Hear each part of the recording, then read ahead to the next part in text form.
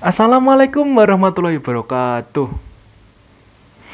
Hadirin yang terhormat, pertama-tama, marilah kita panjatkan puji syukur atas kehadirat Allah Subhanahu wa taala karena atas berkat rahmat dan hidayahnya kita bisa berkumpul di sini dengan sehat walafiat tanpa penyakit sedikit pun. Salawat serta salam kita panjatkan terhadap Nabi besar Nabi Muhammad Shallallahu Alaihi Wasallam. Hadirin yang dirahmati Allah, saya akan membawakan topik ceramah tentang sholat. Sholat adalah kewajiban kita sebagai umat muslim di seluruh dunia untuk dilaksanakan, entah itu dalam keadaan sakit maupun sehat. Nabi Muhammad Shallallahu Alaihi Wasallam bersabda bahwa sholat itu adalah tiang dari agama. Jika diibaratkan sebuah rumah, maka rumah tanpa tiang akan roboh dan hancur. Begitu pula dengan agama dan sholat.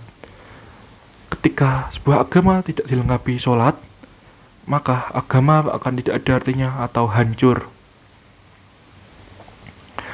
Allah juga menegaskan tentang sholat pada firman-Nya dalam surat Al-Ma'un ayat 4-5 yang berbunyi, A'udzubillahi minasyaitonirrajim, Bismillahirrahmanirrahim, Wailul lil mushollim alladzina hum an sholatihim sahun, yang artinya celakalah mereka, yaitu mereka yang melalaikan sholatnya. Di sini dapat kita simpulkan bahwa orang yang tidak melaksanakan sholat atau melalaikan sholatnya, maka kehidupannya akan celaka dan dipenuhi oleh malapetaka yang akan menimpanya di hari ini, kemudian hari, maupun pada hari kiamat atau di alam baka.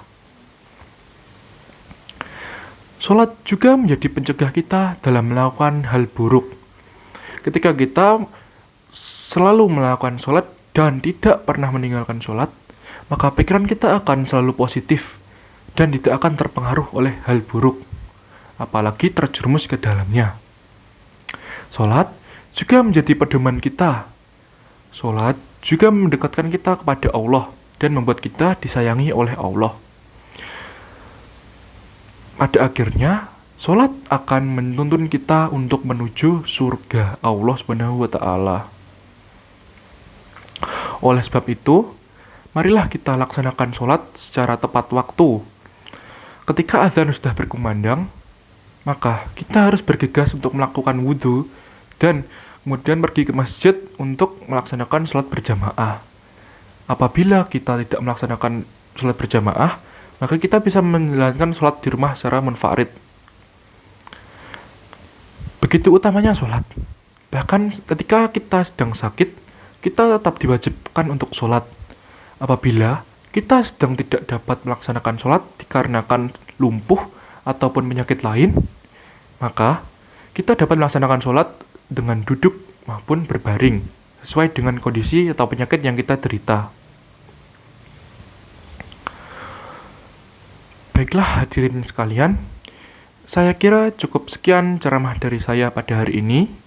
Apabila ada salah kata, saya mohon maaf.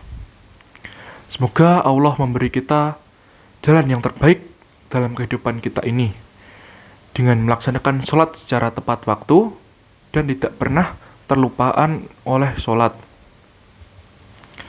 Sekian dari saya, bila taufik wal hidayah. Wassalamualaikum warahmatullahi wabarakatuh.